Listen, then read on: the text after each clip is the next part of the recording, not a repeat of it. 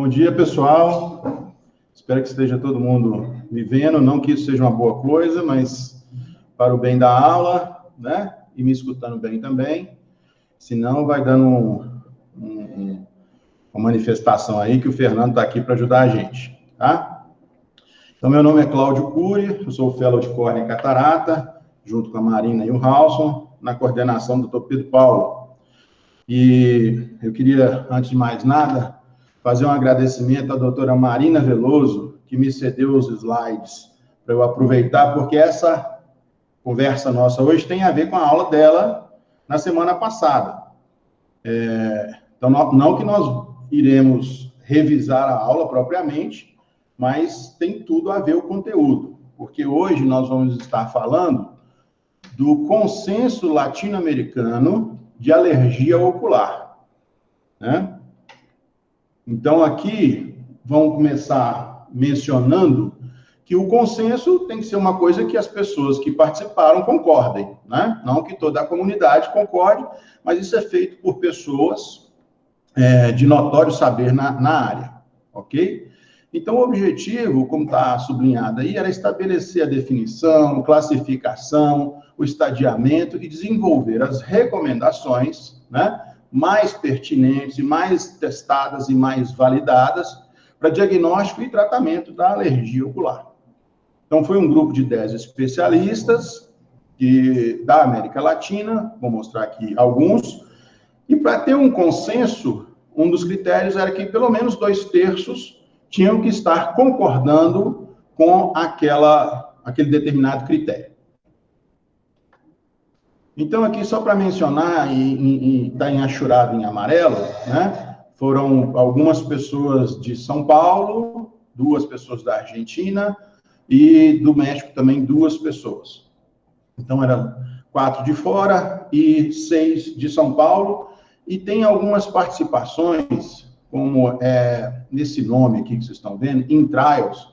Fica aí uma dica, porque se alguém algum dia precisar de fazer algum trabalho, alguma pesquisa duplo cego mais amplo, é uma empresa baseada lá em São Paulo que faz isso, que ajuda a fazer isso.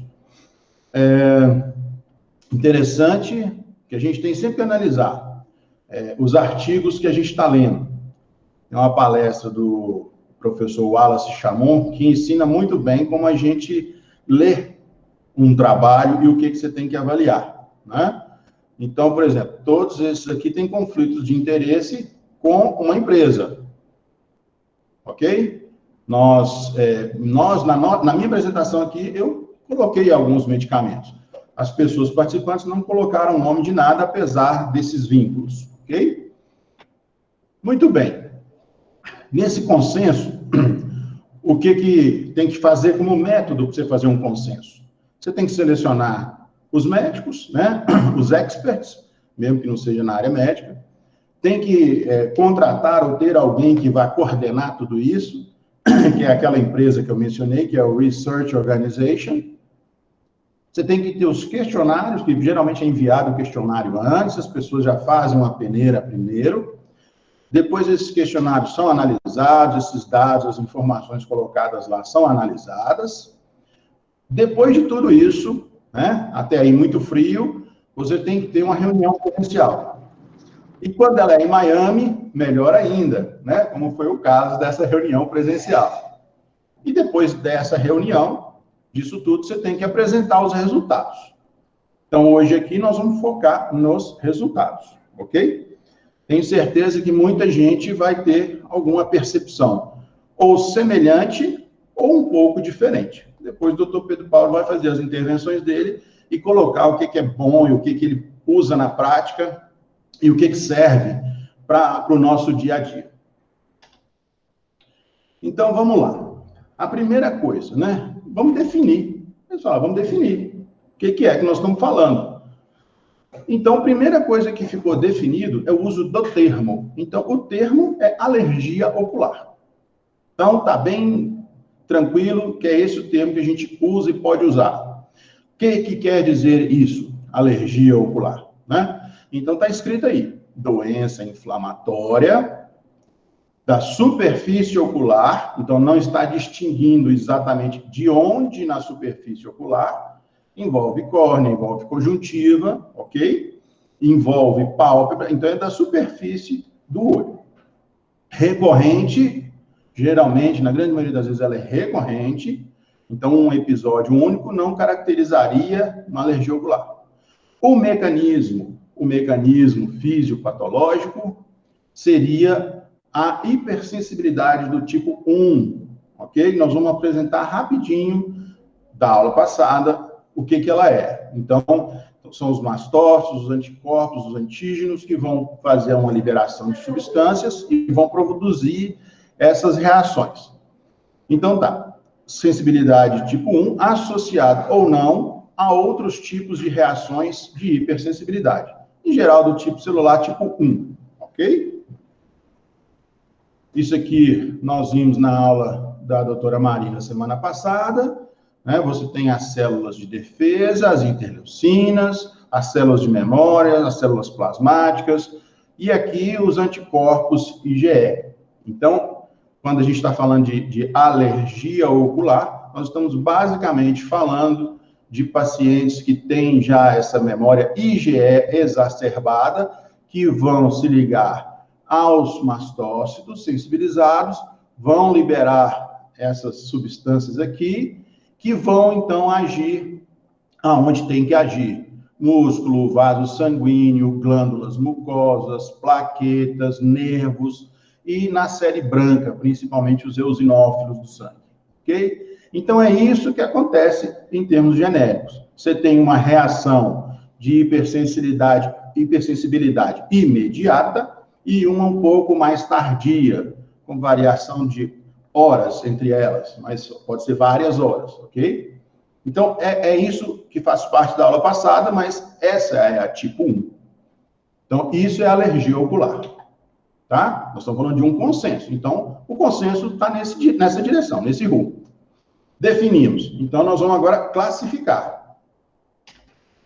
Muito bem. Classificação de alergia ocular. E aqui, ó, duração e os subtipos, as características de cada uma. Isso faz parte de uma classificação.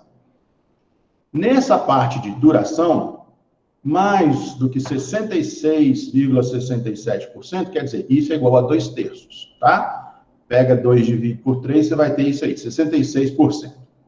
Muito bem. Então, isso é um critério de consenso dado por essa banca de experts, tá?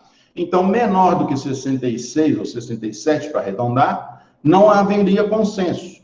Mais do que isso, temos um consenso.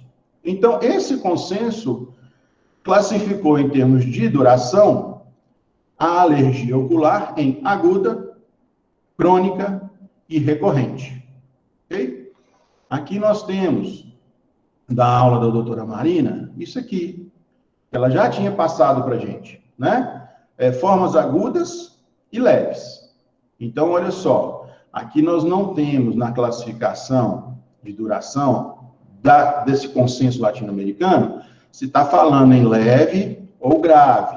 Nós estamos falando de duração, tá? Então, ela é aguda. Tinha a forma crônica, também temos aqui. Então, temos a aguda e uma crônica. E tem essa aqui recorrente, ok? Então, é uma caracterização adicional. Tudo bem. Subtipos. Olha só, tem 50%. Então, com relação aos subtipos, aonde que eles estariam classificados ou colocados, se seria alergia ocular ou não, não houve consenso. 50% pensou uma coisa e 50% pensou outra coisa um pouco diferente.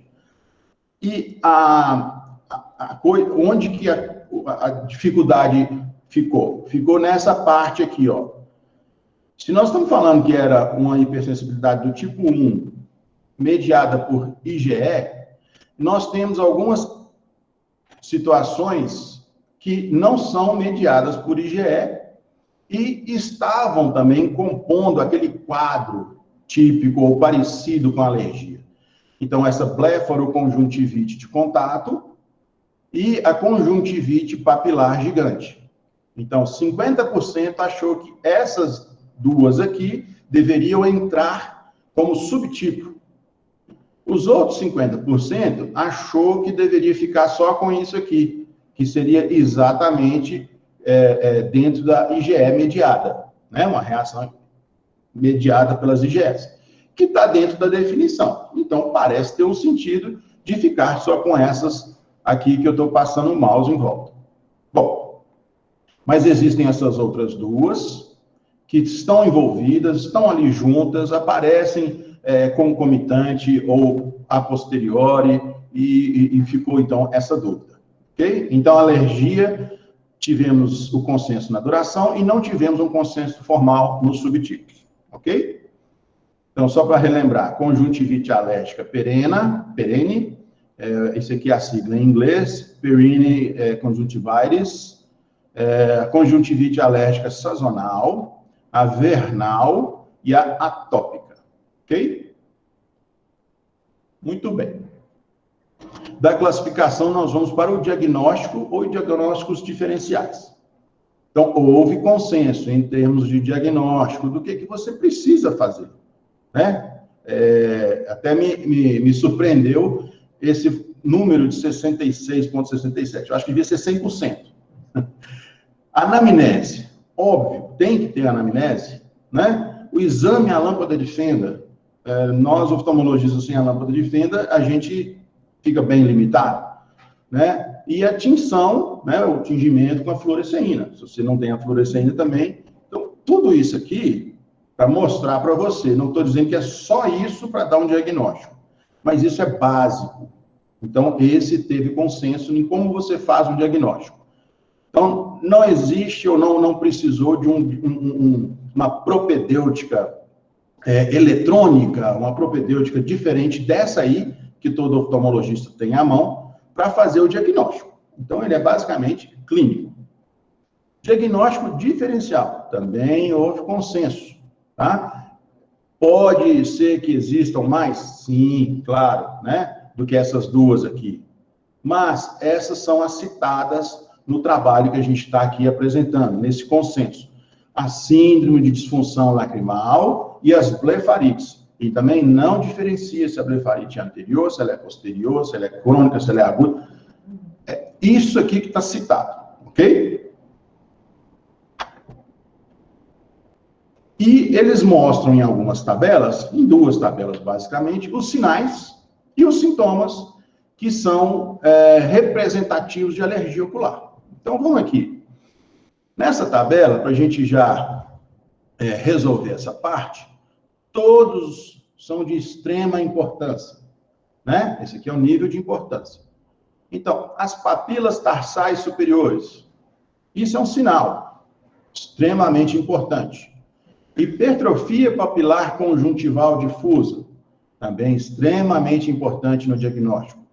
Úlcera em escudo, não que não possa haver úlcera em escudo, às vezes em outras situações, mas no caso de suspeita de alergia ocular, a úlcera em escudo é extremamente importante no diagnóstico, assim como o edema limbar. Ok? Papila, hipertrofia conjuntival, úlcera e edema. Então, são extremamente importantes esses sinais. Sintomas. Os sintomas têm o prurido. Nós falamos na aula de olho vermelho, na aula de alergia ocular da semana passada, prurido. Alergia sem prurido, desconheço. Mas, na vida, se eu desconheço, a ignorância é minha, né? Mas pode ser que... mas tem que ter prurido, tanto que eles colocam aqui como extremamente importante. Então, vai ser difícil você ter um paciente com alergia ocular sem ter uma coceirinha. Tem que ter uma coceirinha. Até para ficar mais, né? É bom, coceirinha é bom. Lacrimejamento, secreção mucosa e edema são muito importantes. Aqui depois, vou deixar já a perguntinha para o professor Pedro Paulo. Sintoma. Edema é sintoma? É sinal, né? Está no consenso. Então, Cláudio colocou exatamente como está no trabalho, ok? que eu mandei lá o link para o pessoal, quem tivesse oportunidade, né? Então tá lá edema. Secreção também, eu não sei se é sintoma, ok? Mas está como está lá, ok, gente? Mas o importante, concentra no prurido. Prurido realmente é um sintoma e é extremamente importante em alergia ocular. Muito bem. Estadiamento. Olha aqui, tem um percentual aqui, ó, 40%. Então, isso quer dizer que 40% acharam que deveria ser assim. Então, não houve consenso. 60% discordou. Então, não houve consenso quando eles quiseram classificar o grau de severidade ou estadiar a doença. Mas, só a título de ilustração, essa foi a tabela produzida e que eles não chegaram em consenso. Vou falar só aqui do grau 4, que engloba várias coisas, tá? Grau de severidade 4. Papilas gigantes, maiores ou iguais a 1 milímetro. Conjuntiva, hiperemiada e edema e cicatriz. Então, um processo já de longa data e severo. Na córnea, úlceras. E no limbo, uma limbite em 3 ou mais quadrantes. Faz sentido, não faz? Ok, óbvio, o grau 1, o nível 1, seria tudo mais tranquilo, menor, sem hiperemia, sem edema, sem nada. Mas não teve consenso nessa parte. Ok? Infelizmente. A gente, médico, gosta de classificar tudo bonitinho, né? O que é grave, o que não é grave, o que está no meio. Tudo bem. Fica para o próximo consenso. Pode. Só lembrando que esse consenso é de 2011, tá, gente? O doutor Pedro Paulo vai querer falar um pouquinho. Então, essas questões que o Cláudio comentou, primeira coisa é isso que ele lembrou agora no final. Esse consenso é de 2011, é o último, né? Ah, mas ele tem 9 anos. Ok. Esses consensos são feitos periodicamente, né? A periodicidade, não existe uma data fixa de consenso, de tempo.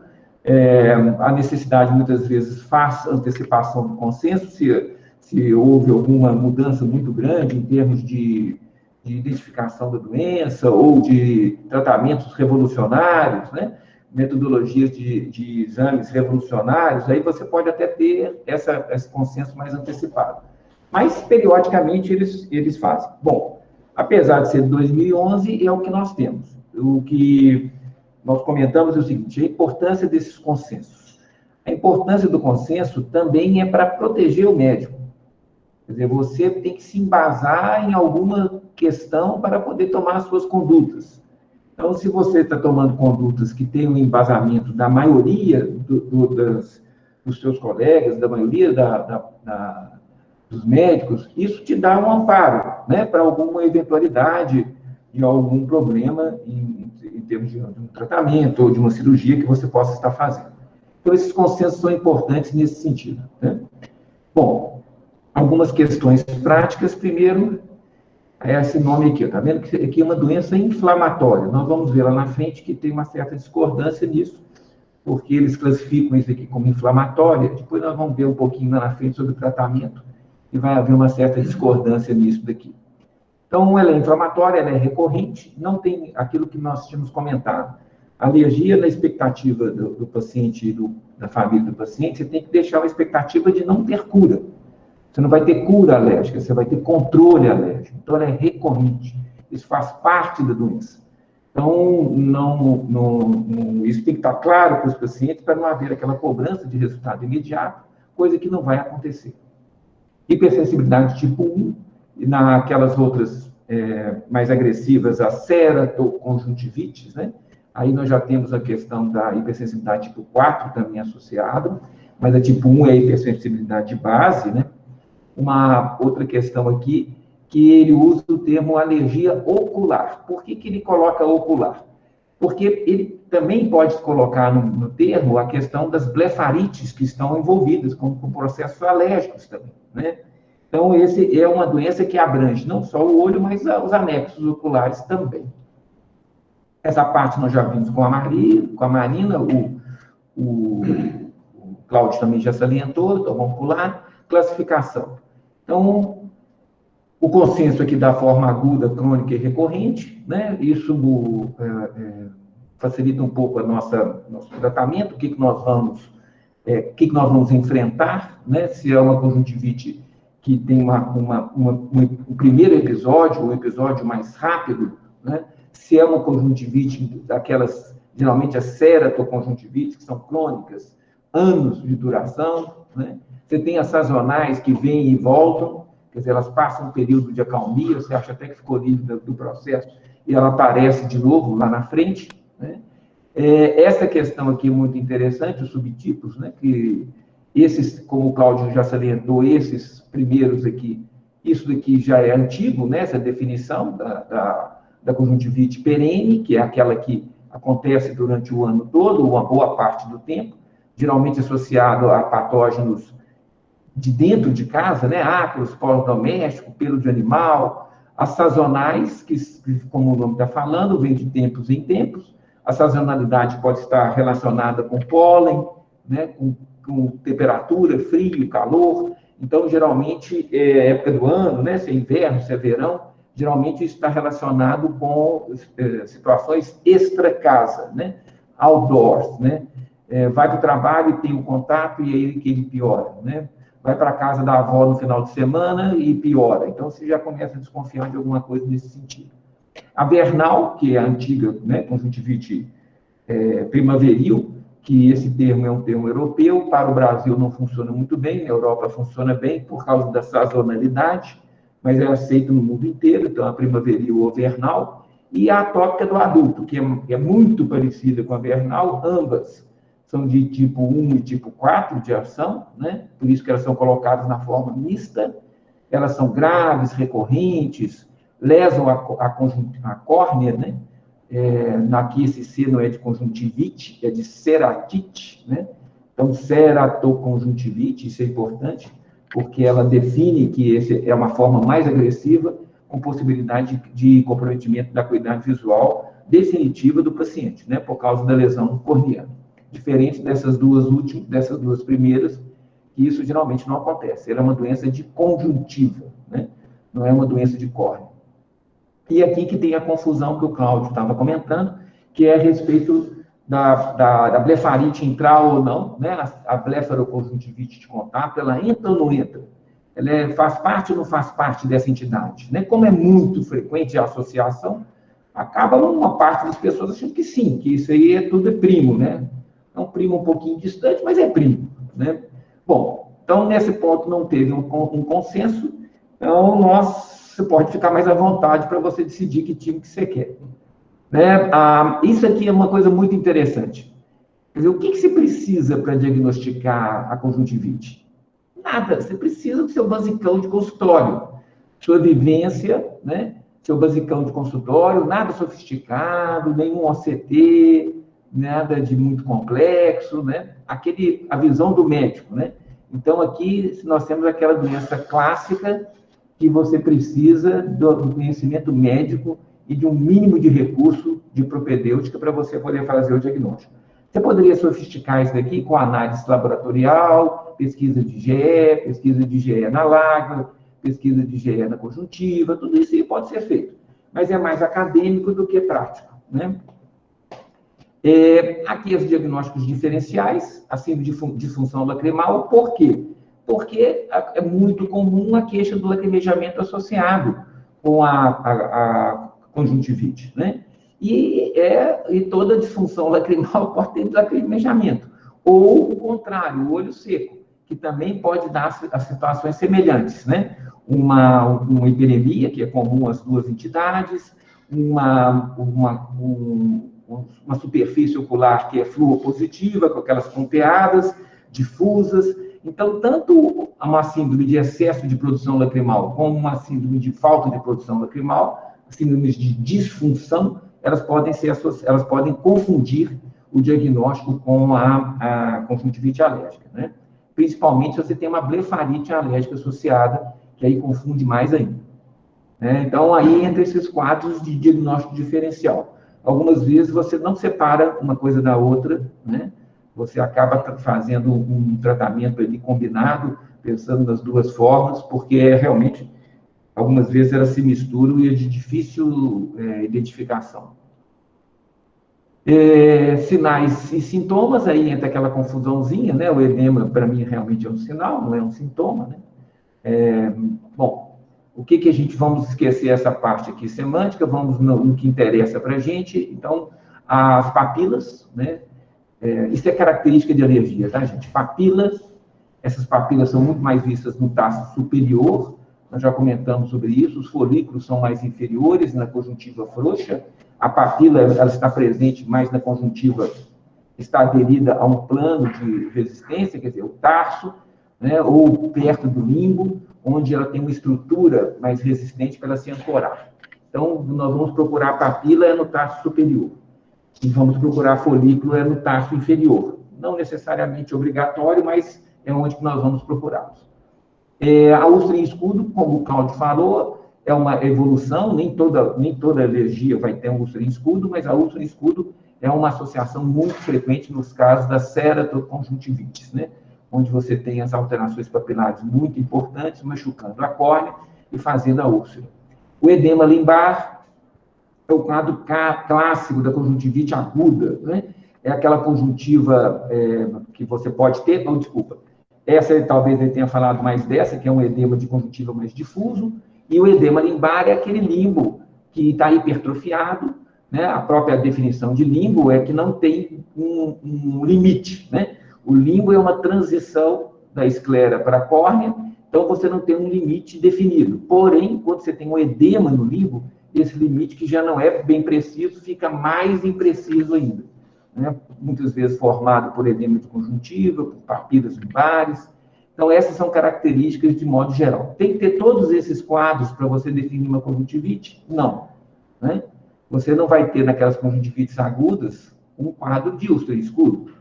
Você não vai ter um edema limbar, você vai ter talvez um edema conjuntival, mas não específico do limbo, né? Nos quadros de conjuntivite mais agressiva, você vai encontrar provavelmente esse quadro aqui bem florido. Algumas vezes mais no tarso, quer dizer, grandes papilas tarsais, e um limbo relativamente protegido. Algumas vezes o contrário, um edema limbar importante, com papilas limbares, e o tarso superior relativamente poupado. Ou uma agressão igual das duas formas, né? Os sintomas, o prurido, a gente brinca que se não tem coceira, não tem alergia, né? Ou alergia não tem coceira. Como é um sintoma, e sintoma, cada um tem o seu nível de sensibilidade, ele pode falar que não coça, né? Mas é pouco provável. O lacrimejamento é inespecífico, nós vimos que qualquer agressão ocular, das mais simples às mais complexas, podem levar ao lacrimejamento, então é inespecífico. Essa secreção é uma secreção mucosa, ela não é infecciosa, ela não é purulenta, não necessita usar antibiótico, né? Isso é importante a gente identificar, e é uma secreção que algumas vezes é só um filamento, né? O paciente refere que ele puxa, ele sai, parece uma clara de ovo, transparente, pegajosa, e ele puxa, ela sai alongada, né? Outras vezes já é uma secreção mais contida em fundo de saco, que você vê melhor quando você verte o fundo de saco inferior ou o fundo de saco superior, né? Ela incomoda, mas não é o fator principal, diferente da conjuntivite bacteriana, em que o que vai chamar a atenção é exatamente uma secreção purulenta abundante, não é o caso. E o edema, como nós já falamos, principalmente nas agudas, né? Elas aparecem com aquele edema e reverte rapidamente uma vez que você inicia o tratamento. Esse estadiamento é importante também, né? Quer dizer, importante mais para trabalhos, importante mais para você ter uma continuidade. Por exemplo, um observador examina o paciente numa determinada época, o segundo observador em outra época, como é comum aqui conosco, quando nós estamos tratando do ambulatório, né, onde você tem uma dinâmica de troca de médicos, né, frequente. Então, é interessante que você consiga fazer um consenso, um estadiamento de gravidade, né? Não houve isso, né, não conseguiu, foi até baixo, né, 40%. Então, é sinal de que muita gente pensa diferente, né? Tem outras coisas que eles talvez valorizem, né, queiram colocar aqui, que não só esse tipo de definição. Bom, é o que nós temos, serve também como uma referência, né? Que mais? Bom, aí paramos, vamos ao tratamento, né, Cláudio? Então, vamos. Então, a tentativa de traçar para a gente um guia de tratamento, né? E aí eu vou passando passo a passo aqui desse tratamento. Então, eles conseguiram, numa caracterização genérica sobre o tratamento, esse consenso de 67%. Eu vou arredondar, tá, gente? 67%. Ok, os 2/3. Então, o que eles falaram? Controlar sinais e sintomas, né? Com a medicação que nós vamos mencionar daqui a pouco.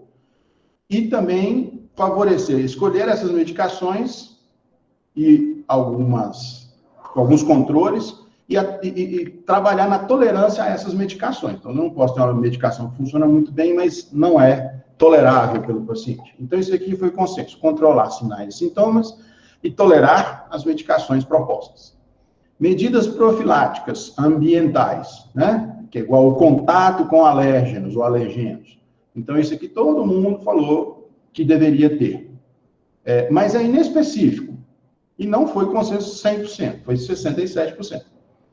Eu fiz questão de colocar tratamento multidisciplinar, que tinha na apresentação da doutora Marina. A gente sabe que deve, a gente faz isso, a gente encaminha para o alergista, para o outro médico nos acompanhar, mas eles nem mencionaram.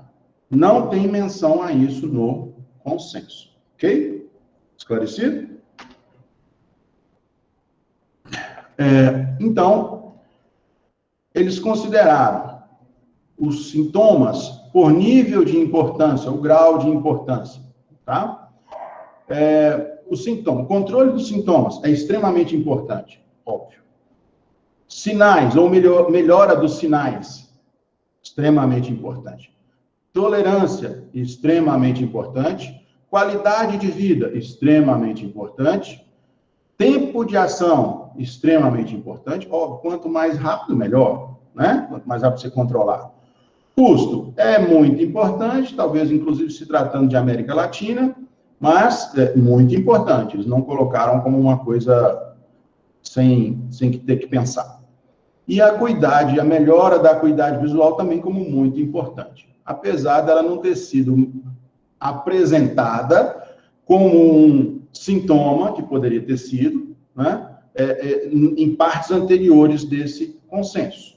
Então, essa é uma avaliação minha, tá, gente? Que é o que a gente tem que fazer também quando a gente vai lendo um artigo, a gente tem que ir botando na balança aquilo que faz sentido, onde poderia melhorar, porque o dia que a gente for fazer parte do consenso, nós temos que falar assim, olha, nós não falamos lá e colocamos aqui, então tá errado, né? As lágrimas artificiais, aí entramos sim nas substâncias, né? 67% concordou ou achou que deveria ter de rotina. Ainda assim, olha só, consenso não é unanimidade, não tem 100%. Preferência para os livres de conservante, mas tem gente que ou não usa, ou usa outros que têm algum tipo de conservante. Alguns laboratórios até mencionam que o seu conservante se transforma em... sensível, né? Ele evapora. Sensível, né? Ele degrada em contato com a temperatura e com a lágrima, ok, com a luz, mas tem aqueles que já são totalmente sem conservantes.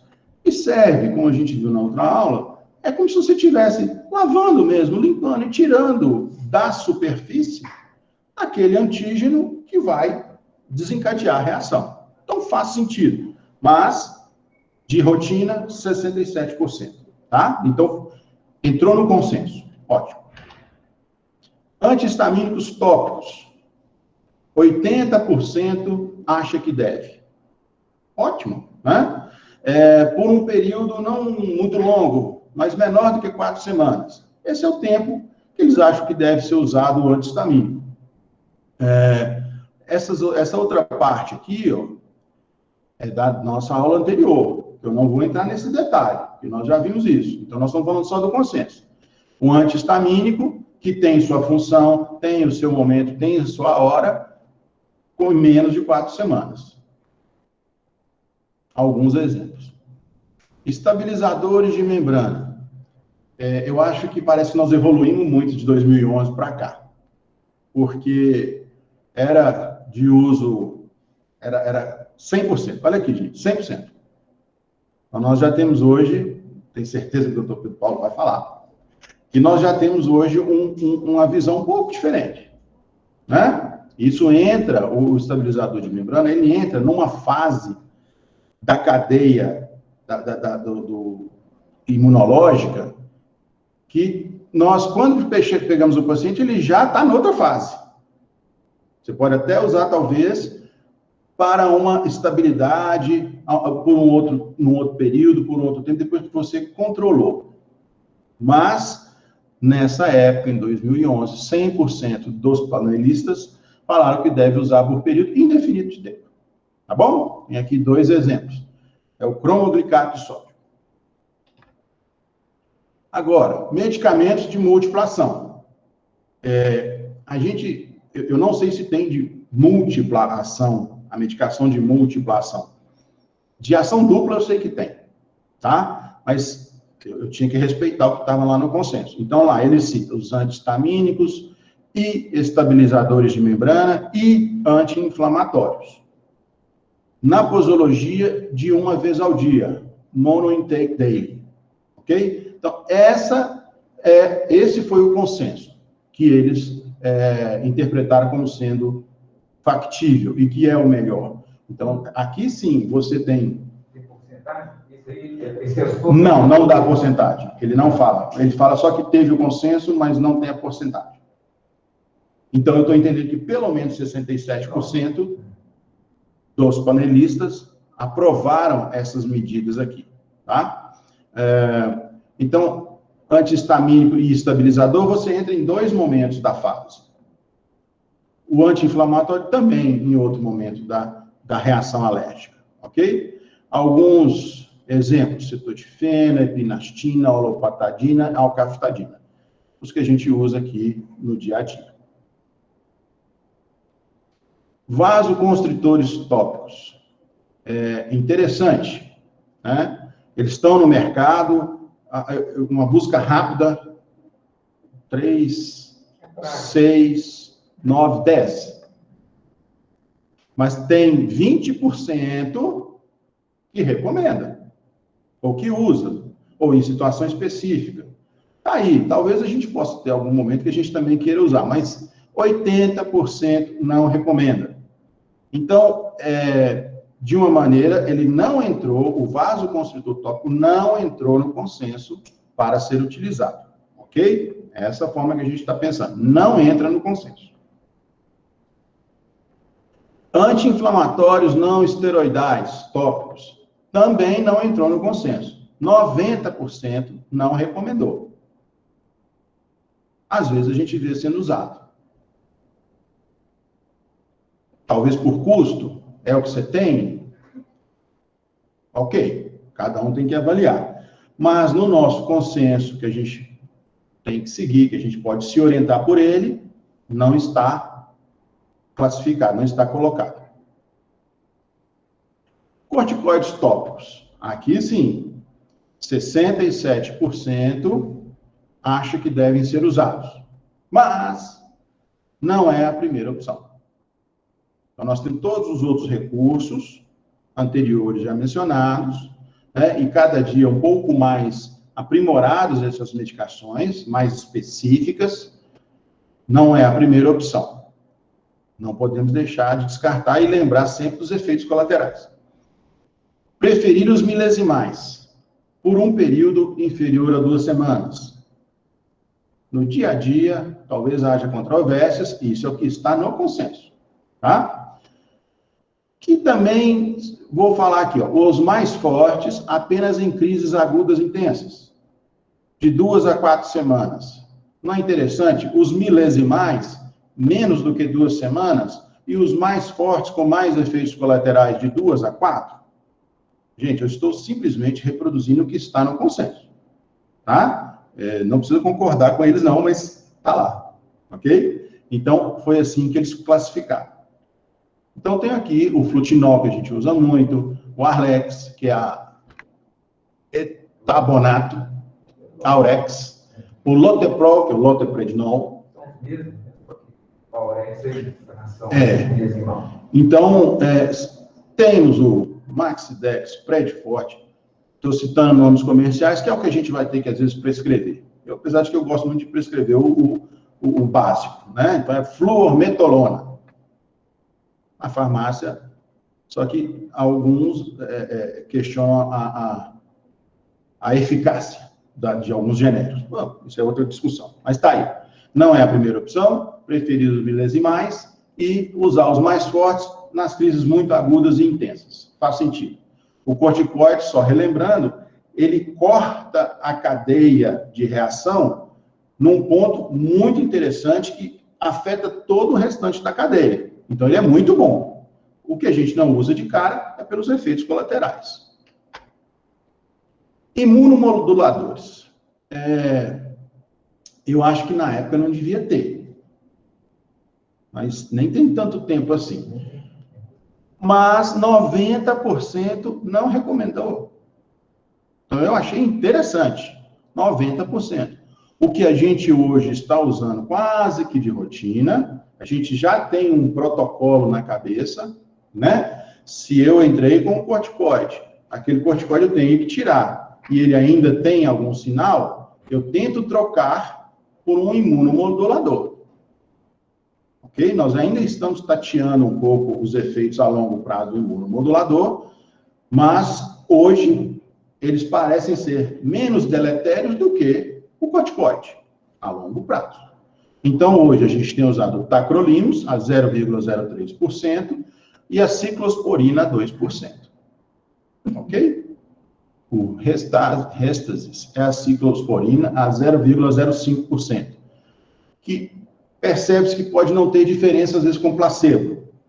Essa é a apresentação que já existe na farmácia, no mercado. Outras apresentações você tem que mandar manipular. Tá? E a gente já viu também, não devemos usar as preparações dermatológicas. Nós temos hoje como mandar fazer, como mandar manipular em solução aquosa e fica melhor. Mas então, olha que interessante, 90% não recomendou. Corticoide sistêmico e imunomodulador ou imunossupressor sistêmico, né? Aqui, outra surpresa. 50% não recomendou. Então, quer dizer que os outros 50% recomendou? Na verdade, os outros 50% usou em situações muito específicas. Mas o básico é, sistemicamente, não houve consenso. Vão perguntar, Cláudio, mas e aqueles antialérgicos orais? Gente, nem menção, nem uma vez sequer.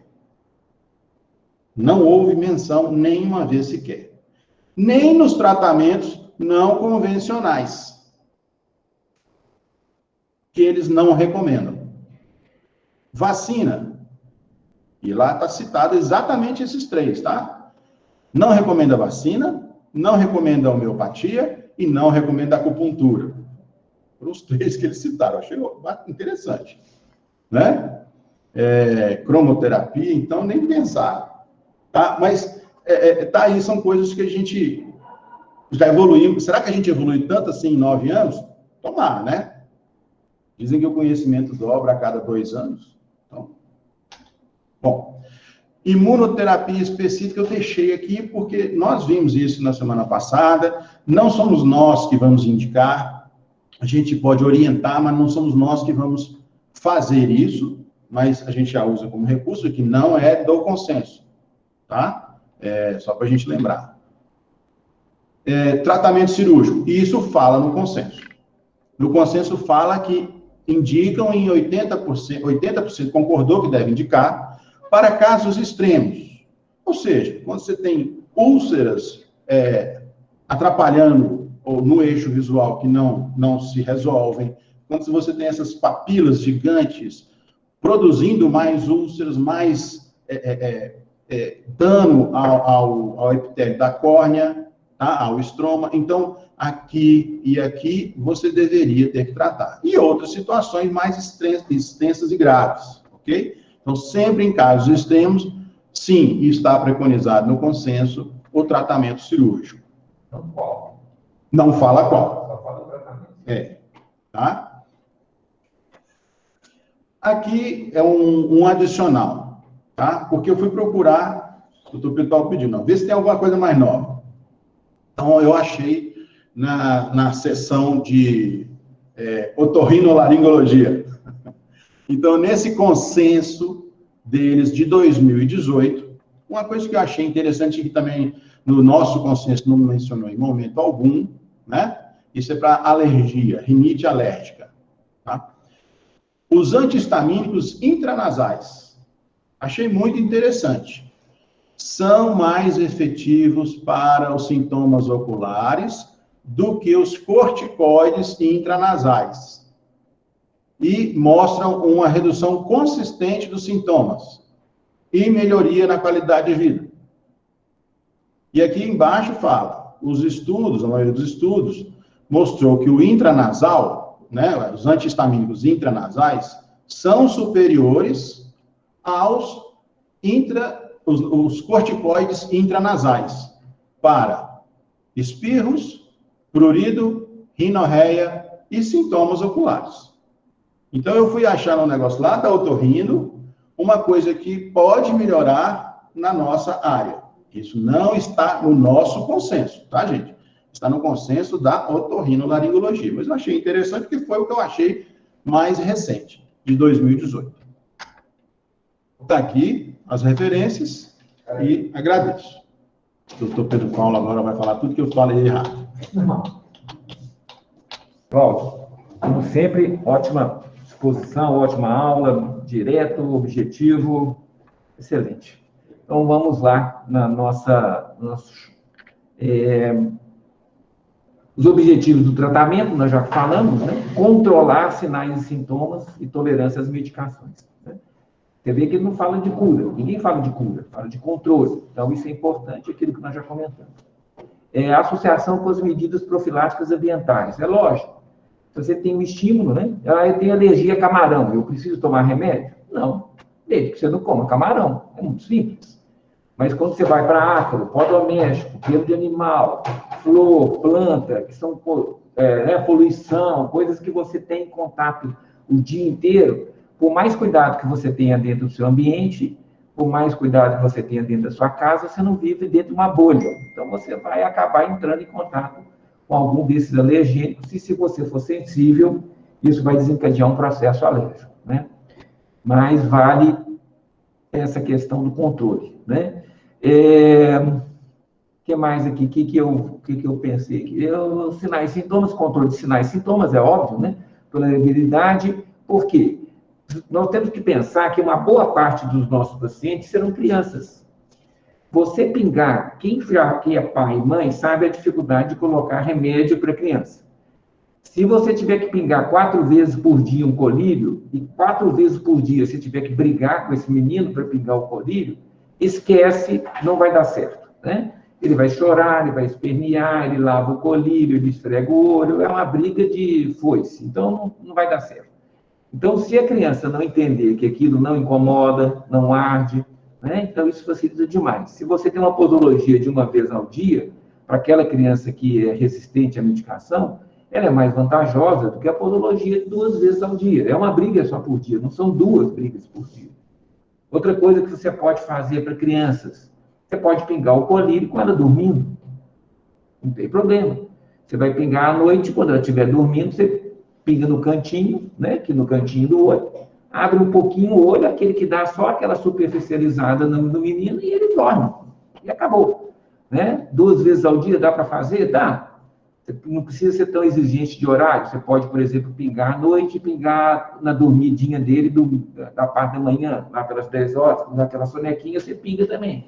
Então, você tem que ir ajustando isso, né? Dentro do razoável, da vida desse paciente, porque nós temos que pensar que isso vai se estender por meses ou anos sequenciais.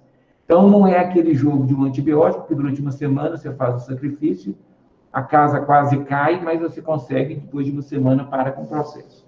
Né? Então, essa é muito importante, que a medicação seja tolerada. Né? Não adianta querer fazer mágica com isso.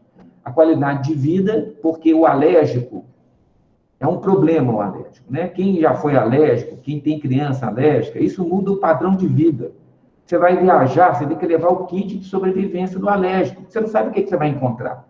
É aquela história, dentro da sua casa você está com uma certa proteção. Você saiu de casa, você vai para um hotel, você vai para um sítio, você vai para uma fazenda, o processo muda completamente. Então, você tem que sair levando o seu kit de sobrevivência do seu menino, as alergias todas, né? O tempo de ação, isso é importante também. Não é fundamental, mas é importante. Principalmente na fase aguda. Depois, na fase crônica, isso já não é tão válido, porque existe uma sobreposição das doses e ele vai entrando num pico de ação mais estável, né? Mas, num primeiro momento, sim. O custo, como o Cláudio já comentou, não adianta passar para ele um remédio excelente que ele não vai usar. Então, é preferível passar, muitas vezes, um razoável, que você vai ter certeza que ele vai usar, do que o excelente que ele não vai usar. Então, tudo isso tem que ser ponderado, né? Então, aqui, por exemplo, você tem medicamentos que tem a posologia de uma vez ao dia, mas o custo é mais alto, ela não vai conseguir usar, mas ela consegue usar de 2 vezes. Então, ótimo. Ah, mas são 2 vezes. Ok, mas ela consegue comprar. O outro não consegue, então não adianta, né? A melhora da acuidade visual. Por que ele considerou só, talvez, né? A gente fica pensando, né? Nós não estávamos lá, porque nas conjuntivites alérgicas brandas, até as moderadas, a qualidade de visão não muda muito. A criança enxerga bem, ela faz as coisas dela. O problema é a fase grave, com lesão corneana, com ceratocone associado, a criança que não consegue ir na escola, né? Por causa de impossibilidades, fotofobias e tudo, né? Então, esse já é um processo que não acontece em todos os casos. Felizmente, na minoria dos alérgicos, né, dos alérgicos graves apenas. As lágrimas artificiais, aquilo que nós comentamos, que o Carlos já comentou, a Marina comentou também, o objetivo aqui é tirar o contato do alergênico com a superfície ocular, para evitar que o processo inicie, né? Se você conseguisse lavar, teoricamente, se você conseguisse lavar o olho todo, tirar todos os alergênicos, ele não ia ter resposta alérgica, né? Os anti-histamínicos tópicos. Então, o que tem aqui? Aqui a gente está vendo o seguinte, até alguns anos atrás, você tinha separação, você tinha anti-histamínico, estabilizador de mastócitos separados, produtos separados, né? Cada um agindo numa determinada fase da doença, você poderia associar esses produtos ou não. Então, essa ideia de 2011, nós temos que lembrar que o consenso tem que ser mais conservador, né? Todo consenso tem que ser mais conservador. Por quê? Ele precisa de um consenso. Então, entre os médicos que participaram... Quem? Vem, Camila. Liga o microfone, Camila. Obrigada. Você quer fazer uma pergunta, Camila?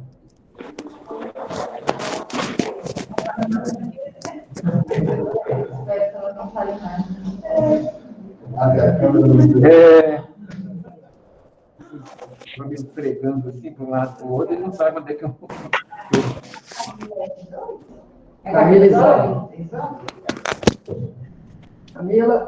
Camila, o microfone está ligado, minha filha. Quer fazer pergunta, pode fazer, mas... Bom, dos antihistamínicos, voltando àquela situação dos antihistamínicos, então, era comum você ter que comprar 2 medicamentos, né? Você passava o estabilizador de mastócito, passava o antihistamínico. Um pouco parecido com a questão do glaucoma, onde você tinha antigamente os mono, né? Os medicamentos de ação única, e hoje você tem medicamentos de ação tripla no glaucoma, né? Então, essa migração é natural que acontecesse. Então, voltando àquele assunto, os consensos são mais conservadores. Por quê? Porque ele está na função dele. Ele tem que ter uma história médica de comprovação daquela evolução, né? Antes dele assumir aquilo como uma evolução. Então, é natural que, num primeiro consenso, alguns padrões que ele mesmo pode usar no seu particular, no seu consultório, ele não entenda que isso signifique que todos possam usar, né? Porque ele está precisando de um pouco mais de tempo para amadurecer aquela ideia, aquele medicamento, avaliar exames a longo prazo. Então, é natural que os consensos sejam mais conservadores, né? Bom, os antihistamínicos, como nós já vimos, e os estabilizadores de membrana. Estabilizador de membrana sempre foi o carro-chefe do tratamento. Em tese, se você estabiliza a membrana, você não tem liberação de histamina. Se você não tem liberação de histamina, você não precisa de anti-histamínico. Isso não funciona na prática porque nem todos os mastócitos conseguem ter sua membrana estabilizada. Então, vai acontecer mastócitos degranularem, liberar a histamina, e você vai precisar agir contra a histamina que já está liberada.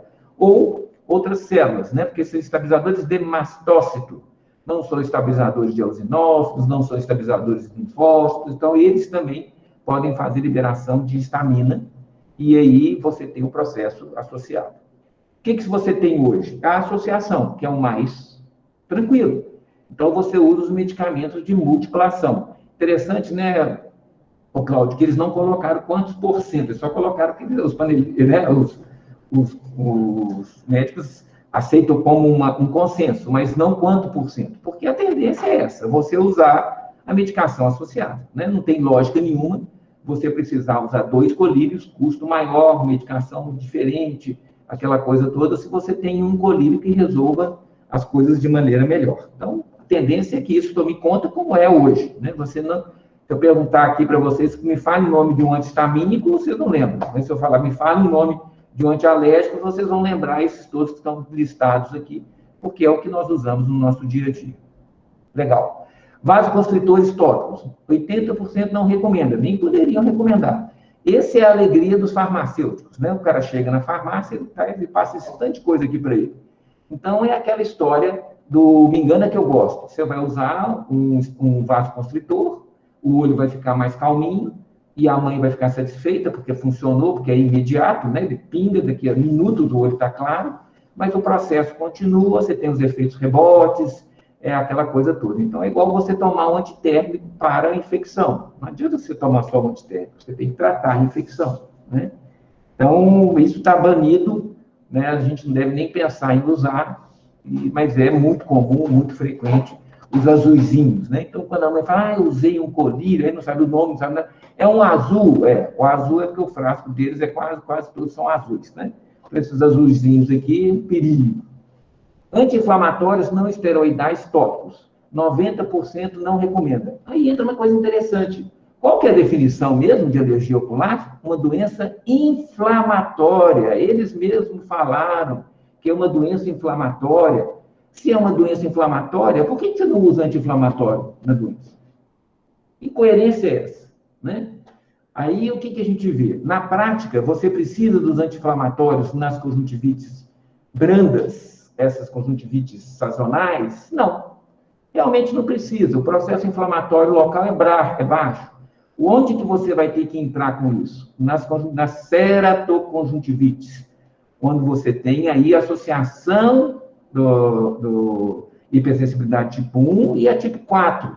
E você vai ter uma cadeia inflamatória extremamente agressiva. Extremamente agressiva.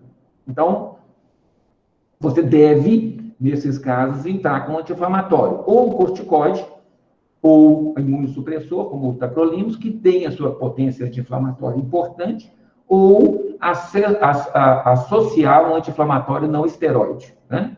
Se você tiver com a preocupação da questão do corticoide e achar que precisa adicionar por tempo prolongado. Nas conjuntivites brandas, nessas conjuntivites que respondem muito bem aos medicamentos de dupla-ação, geralmente você não precisa utilizar. Mas na ceratoconjuntivites, isso é um fator, né? E você usa indiretamente porque você acaba usando ou corticoide ou imunossupressor, e eles têm potência anti-inflamatória, e eles trabalham nessa fase da cadeia inflamatória, né? Da fase inflamatória da cadeia, que é muito agressiva nesses olhos, né? Corticoide tópico é o tirar com a mão, né? Nós todos sabemos disso, isso vale para qualquer alergia. Entra com corticoide, melhora muito, né? A tendência dos pais é manter o corticoide ad eterno, né? Porque funciona bem, tira o menino da crise, tira a preocupação de todo mundo. Mas nós sabemos que na parte ocular isso não é possível. Usar os corticoides de superfície, né? E aí vem essa incoerência, né? Menor que 2 semanas, sendo que ele é o mais fraquinho, e aí nos mais fortes você pode usar de 2 a 4 semanas. O que a gente vê na prática é o seguinte: Nessas ceratoconjuntivites graves, esse ciclo, o que você vai querer é diminuir os ciclos do corticoide. Então, quando usar por menos tempo e usar menos vezes durante o ano. Mas, dificilmente, você vai escapar completamente desses corticoides. Uma vez ou outra, você vai ter que fazer uma abordagem com o corticoide. Você pode, se você estiver usando uma associação com o imunossupressor, a tendência é que você use o corticoide por alguns dias, retire e mantenha o paciente com o imunossupressor, né? Vai usar só nas crises. Se você não tem usado nada além do corticoide, se você tirar o corticoide, ele vai voltar a ter o problema. Isso aí não tem dúvida, a não ser que seja uma coisa muito específica. Ele tinha uma alergia específica a cachorro e tirou o cachorro da casa. Acabou o alergênico lá. Então, aí você pode controlar com outras formas. Mas, fora isso, se ele só controla com corticoide, ou você vai transferir isso para o tacrolimus e tentar corrigir com o tacrolimus, ou você vai ter que manter o corticoide por tempo maior, porque é uma briga. O que você quer de problema? Você quer uma possibilidade de catarata, você quer uma possibilidade de glaucoma, ou você quer um olho que vai ficar efetivamente machucado, uma córnea que vai ficar efetivamente alterada para o resto da vida desse paciente. Então, são questões que têm que ser ponderadas e têm que ser pesadas, né? E aí vem o bom senso, a família tem condição de trazer a criança, você tem condição de controlar essa criança, ou eles vão sumir, vão começar a usar e nunca mais você vai ver esse paciente. Então, todas essas questões têm que ser ponderadas. Ao usar os de superfície, né, em vez de usar as dexametazonas ou as prednisolonas, que são excelentes corticoides para doenças intraoculares, e não das doenças de superfície. Os imunomoduladores, que hoje, como o Claudio já citou, hoje, apesar de, na época, 90% não recomendar, hoje isso é quase um consenso. Você vê inúmeros trabalhos comparando os efeitos de corticoide com imunomoduladores, o tacrolimus subindo evidentemente na escolha, né, melhorando as condições. Há casos em que você vai ter que associar as duas medicações, mas, sem dúvida nenhuma, hoje o tacrolimus é um arsenal que nós não podemos dispensar. A ciclosporina, já comentamos sobre ela, a dificuldade da ciclosporina é a tolerância, então entra naquele quadro que nós comentamos no início, que eu comentei no início. Como que você vai querer que uma criança aceite que você use 3, 4 vezes ao dia um colírio que arde, que dói, que incomoda, que o olho fica vermelho e irritado? Isso não tem lógica, né? Não tem lógica, ninguém vai usar. Então, infelizmente, se continuar dessa forma, nós temos que, ela saiu da nossa opção. O Restasis, eu apresentei da última vez, na aula da Marina, apesar de todos os vários trabalhos falando que o Restasis 005 é insuficiente, tem lá um adendo falando que talvez funcione. Então, aquela coisa que a gente não sabe qual interferência que está ali, que tipo de mudança que foi essa. Mas, de modo geral, não se justifica você tentar o Restasis, sendo que você pode tentar o tacrolimus, que efetivamente é melhor, né? Bom, corticoide sistêmico, imunomodulador e imunossupressão. 50% não recomenda. Nós vimos também lá da outra vez que os antihistamínicos orais, os estabilizadores de mastose orais, todos eles funcionam pior no olho do que o tratamento tópico. Então, ao usar, você usa direto no olho. O corticoide sistêmico eu realmente não utilizo, sem associação, sem o apoio, né, de um alergologista ou de um infectologista, porque esse vai alterar a parte imunológica dessa paciente. Porque aqui o corticoide sistêmico é em dose de imunossupressão. Você tem que atuar de uma forma pesada, não é dar um cheirinho do corticoide, porque senão o corticoide tópico já funcionaria muito bem. Então, justifique-se que uma boa parte não usa ou não recomenda, né? Quanto aos tratamentos não convencionais de vacina, homeopatia, acupuntura, de novo, né? A homeopatia e acupuntura, eu, particularmente, a minha formação não é de homeopata, é de alopata, a acupuntura eu tenho também não, mas as vacinas, dentro de um razoável, dentro de uma indicação, elas têm o seu efeito, sim, né? Desde que a patologia seja IgE mediada, que é a maior parte das alergias oculares. Então, é possível sim, né? Mas não houve uma recomendação. Ok, o grupo não achou que valia a pena. Mas eu sempre peço uma avaliação alérgica associada com o alergologista, para você fazer o perfil alérgico dessa criança, a que ela é alérgica, e deixo na mão do alergista a avaliação se vale ou não vale a pena utilizar a vacina. E outra questão importante é que dificilmente você vai ter a conjuntivite alérgica isolada. Dificilmente. A conjuntivite alérgica ela faz parte de uma alergia sistêmica. Então, é a criança alérgica, é o paciente alérgico. Ele vai ter uma rinite associada, como o Cláudio já procurou lá na frente, né? Bom, vamos só passar para cá. Ó. Não é à toa que ele citou aqui a parte ocular, não, porque é muito frequente o combo alérgico, né? A criança vem com tudo, vem com rinite, com conjuntivite, com uma dermatite, com uma bronquite, é o it, tudo é it. E eles são muito semelhantes. Então, quando você trata o nariz, você geralmente melhora o olho. Quando você trata o olho, geralmente melhora o nariz. Até por questão anatômica. Porque existe uma ligação do nariz, da mucosa nasal, com a mucosa conjuntival, pelo canal lacrimal. Então, quando você pinga um corticoide no olho, parte desse corticoide vai para a mucosa nasal. Então, vai atuar na mucosa nasal. Quando você passa um spray nasal de corticoide ou outra medicação, parte desse spray sobe na via retrógrada e pode chegar ao olho. Quando você faz um tratamento de melhora de ambiente para rinite, você está tratando a conjuntivite também. Então, esse processo é um processo que tem que ser multidisciplinar. Você tem que ter um alergista apoiando, porque aquela criança, ela pode até ter como órgão principal, como alvo principal da alergia dela, o olho. Mas ela não é só alergia ocular, ela é alérgica, ela é atópica. Então, ela tem que ser submetida a uma avaliação alérgica, nem que seja uma, e o alergista fala, tá tudo bem, obrigado, volta quando casar. Então, tá bom, mas você fez sua parte. O que você não pode é deixar essa criança sem uma avaliação alérgica, né?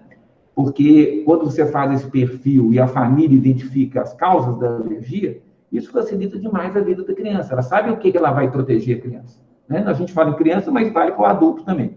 Mas como a maior parte das alergias nós vamos encontrar na criança, é o nosso público-alvo. Né?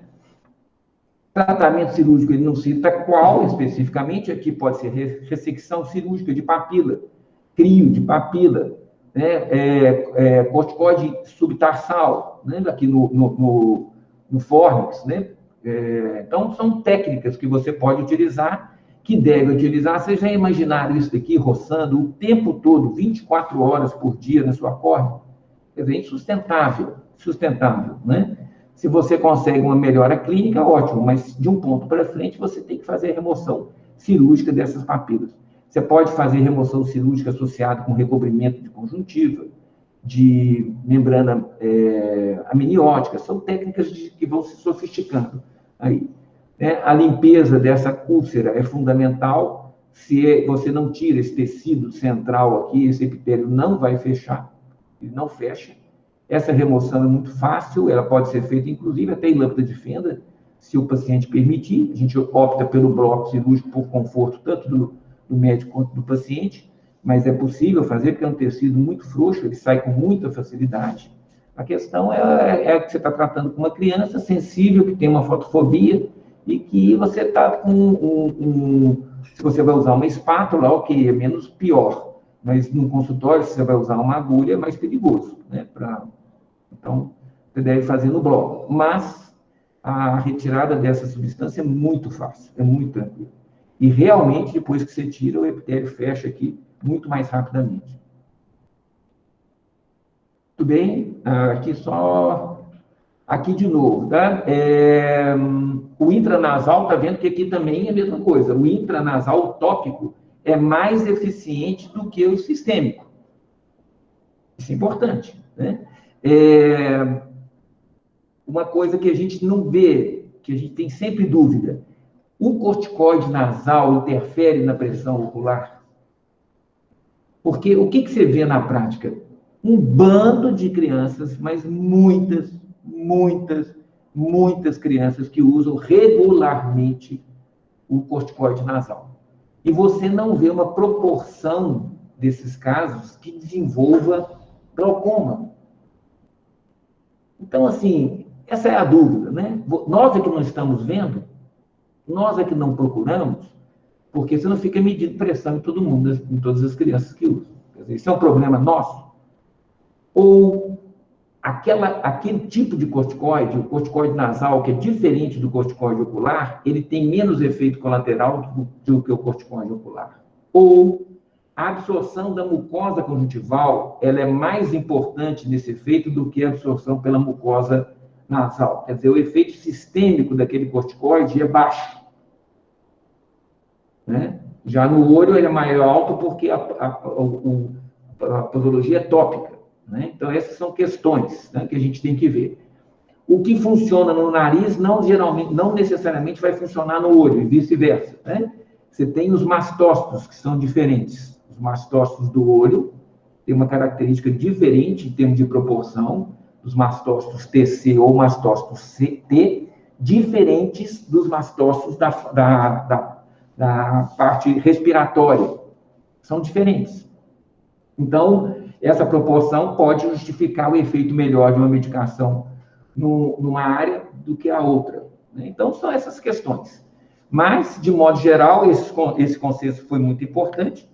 Primeiro, para que a gente tenha essas referências, e depois que a gente possa ter um apoio nas nossas atitudes, nos nossos pensamentos. Né? Beleza, Cláudio, valeu. Muito bom. Vai abrir para perguntas? Tem gente querendo perguntar? Pode. Não. Não, é porque geralmente não tem feito isso por causa de tempo, né? Que são 9 horas, né?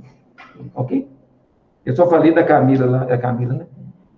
Porque ela deixou o microfone aberto. Beleza, gente. Muito bom. Ótimo.